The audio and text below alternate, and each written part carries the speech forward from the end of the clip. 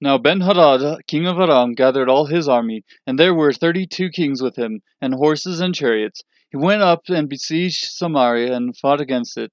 Then he sent messengers to the city of Ahab, king of Israel, and said to him, Thus says Benhadad, Your silver and your gold are mine, your most beautiful wives and children are also mine.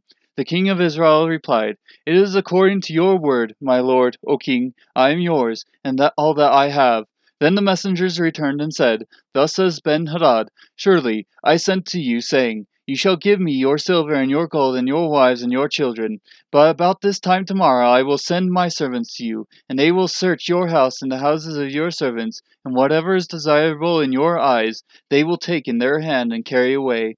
Then the king of Israel called all the elders of the land and said, Please observe and see how this man is looking for trouble. For he sent to me for my wives and my children and my silver and my gold, and I did not refuse him. All the elders and all the people said to him, Do not listen or consent. So he said to the messengers of Benhadad, Tell my lord the king, all that you sent for to your servant at the first I will do, but this thing I cannot do. And the messengers departed and brought him word again. Benhadad sent to him and said, May the gods do so to me and more also, if the dust of Samaria will suffice for handfuls for all the people who follow me. Then the king of Israel replied, Tell him, let not him who girds on his armor boast like him who takes it off. When Benhadad heard this message, as he was drinking with the kings in the temporary shelters, he said to his servants, Station yourselves. So they stationed themselves against the city. Now behold, a prophet approached Ahab the king of Israel and said, Thus says the Lord, Have you seen all this great multitude? Behold, I will deliver them into your hand today, and you shall know that I am the Lord. Ahab said, By whom? So he said, Thus says the Lord, By the young men of the rulers of the provinces. Then he said, Who shall begin the battle? And he answered, You. Then he mustered the young men of the rulers of the provinces, and there were 232. And after them he mustered all the people, even all the sons of Israel, 7,000. They went out at noon, while Benhadad was drinking himself drunk in the temporary shelters with the 32 kings who helped him. The young men of the rulers of the provinces went out first, and Benhadad sent out, and they told him, saying, Men have come out from Samaria. Then he said, If they have come out for peace, take them alive, or if they have come out for war, take them alive. So these went out from the city, the young men of the rulers of the provinces, and the army which followed them. They killed each his man, and the Arabians fled, and Israel pursued them. And Benhadad, king of Aram, skate on a horse with a horseman. The king of Israel went out and struck the horses and the chariots, and killed the Arabians with a great slaughter. Then the prophet came near to the king of Israel and said to him, Go, strengthen yourself and observe and see what you have to do, for at the turn of the year the king of Aram will come up against you. Now the servants of the king of Aram said to him, Their gods are gods of the mountains, therefore they were stronger than we. But rather let us fight against them in the plain, and surely we will be stronger than they. Do this saying, remove the kings, each from his place, and put captains in their place, and muster an army like the army that you have lost, horse for horse, and chariot for chariot. Then we will fight against them in the plain, and surely we will be stronger than they. And he listened to their voice and did so. At the turn of the year, Ben-Hadad mustered the Arameans and went up to Aphek to fight against Israel. The sons of Israel were mustered and were provisioned and went to meet them. And the sons of Israel camped before them like two little flocks of goats, but the Arameans filled the country.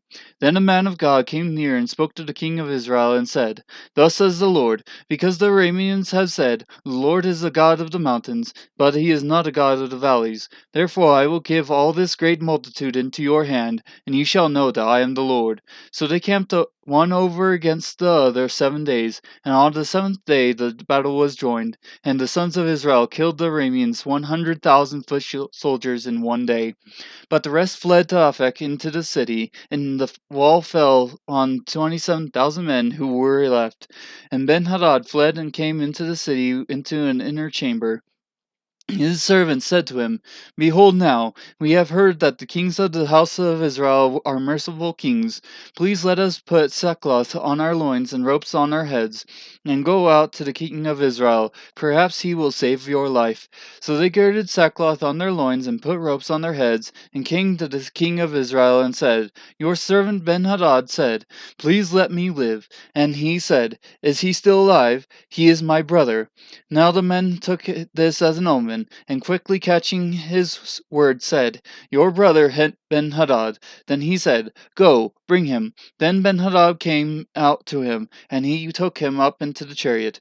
Ben-Hadad said to him, The cities which my father took from your father I will restore, and you shall make streets for yourselves in Damascus, as my father made in Samaria. Ahab said, And I will let you go with this covenant. So he made a covenant with him and let him go. Now a certain man of the sons of the prophets said to another by the word of the Lord, Please strike me. But the man refused to strike him. Then he said to him, Because you have not listened to the voice of the Lord, behold, as soon as you have departed from me, a lion will kill you. And as soon as he had departed from him, a lion found him and killed him.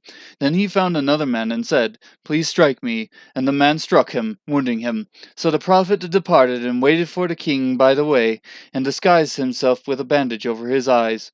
As the king passed by, he cried to the king and said, Your servant went out into the midst of the battle, and behold, a man turned aside and brought a man to me and said, Guard this man, if for any reason he is missing, then your life shall be for his life, or else you shall pay a talent of silver. While your servant was busy here and there, he was gone. And the king of Israel said to him, So shall your judgment be. You yourself have decided it. Then he hastily took the bandage away from his eyes, and the king of Israel recognized him that he was of the prophets. He said to him, Thus says the Lord, Because you have let go of your hand the man whom I have devoted to destruction, therefore your life shall go for his life, and your people for his people. So the king of Israel went to his house sullen and vexed, and came to Samaria.